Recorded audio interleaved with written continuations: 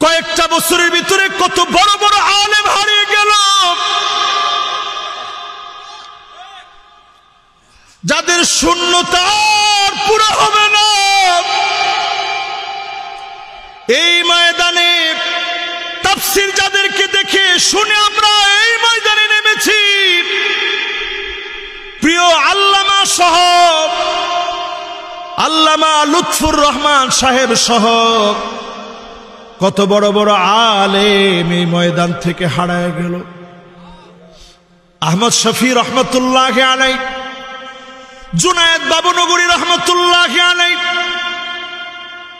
মুফতি ফজলুল হক আমিনী রহমতুল্লাহ আলাইহি, শাইখুল হাদিস আল্লামা আজিজুল হক রহমতুল্লাহ আলাইহি, অসংখ্য আলেম এই দুনিয়া থেকে বিদায় নিয়ে চলে গেছে। যাদের খতিব উবাইদুল হক সাহেব রহমতুল্লাহ আলাইহি চলে গেছে, উনি যে মানুষটার নাম নিলেন আব্দুল্লাহ জাহাঙ্গীর আলাইহির রহমা, চিন্তা করেন উনার একটা কথা আপনাদেরকে ছোট্ট করে শেয়ার করি।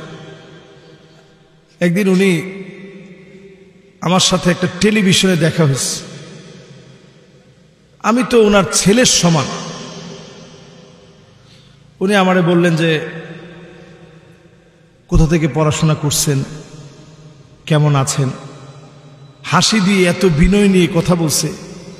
বলে আমারে বলতেছে, মাওলানা আমার বড় শখ, আলেমদেরকে মানুষ এত ভালোবাসে, আমার বড় শখ যদি আলেমরা যদি একটু এই কথাটাও ঐক্যবদ্ধ হয়ে বলতে পারত, এই কথাটাও যদি আলেমরা এক হয়ে বলতে পারত যে ফজরের নামাজ 2 রাকাত, জোহরের নামাজ 4 রাকাত, আসরের নামাজ 4 রাকাত, মাগরিবের নামাজ 3 রাকাত, এশার নামাজ 4 রাকাত, এটা পড়েন, সুন্নাহগুলা পড়ুন। এই ক্ষেত্রে আমরা সব আলেম একমত, কোন দল বুঝি না, মত বুঝি না, টুপি বুঝি না, সব মত। এই ক্ষেত্রে সব আলেম একমত। মসজিদে আসেন, নামাজটা পড়েন। এইটাও যদি আমরা আলেমরা শুধু এক হয়ে এক কণ্ঠে বলতে পারতাম, এই দেশের মানুষ বড় খুশি হয়ে যেত, ঠিক কিনা বলে? এটা উনি বলতেছে, আমার বলতেছে মাওলানা আলেমরা এক হইলে সাধারণ মানুষ বড় খুশি হয়। আপনারা দেখবেন এই গত 2 দিন আগে মাওলানা আলী হাসান ওসামা, মাওলানা মাহমুদুল হাসান গুনবি এবং মুফতি আমির হামজা সহ একটা ছবি পোস্ট করছে, আপনারা দেখছেন না? আদালতে গিয়ে সেখানে হাজিরা দিতে গিয়ে একসাথে দেখা হয়েছে। হাজিরা দিতে গিয়ে জুলুমের শিকার হওয়ার পরে একই বেঞ্চে 3 জন আলেম যখন বসছে, এতদিনের কাদা সুরাসুরি, বিভিন্ন বাগ বিতান্ডা, বিতর্ক, একজন আরেকজনের ব্যাপারে বলা, সব ভুলে গিয়ে একে একাকার হয়ে গেছে। জোরে কোন আল্লাহু আকবার। সারা দেশের মানুষ এটা ফেসবুকে দিস।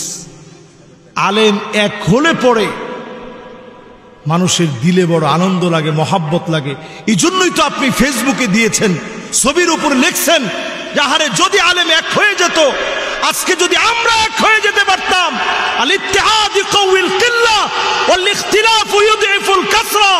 জালেমের শক্তি যত শক্তিশালী হোক না কেন, আলেম এক হয়ে গেলে চূর্ণ বিচূর্ণ হয়ে আল্লাহর জমিনের দিন কায়েম হয়ে যেত, ঠিক কিনা বলে?